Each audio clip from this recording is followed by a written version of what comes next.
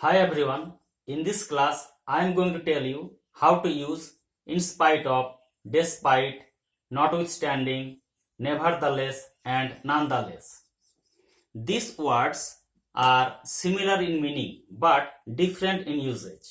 Now let's see how to use them in sentences.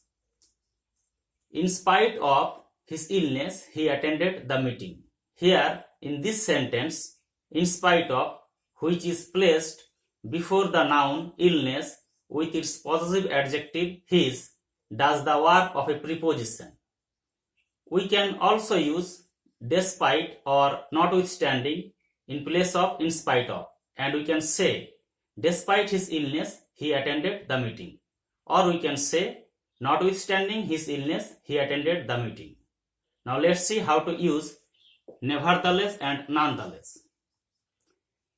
He was ill, but nevertheless he attended the meeting.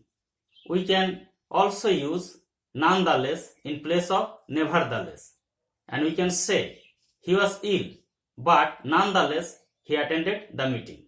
Here nevertheless and nonetheless do the work of adverbs.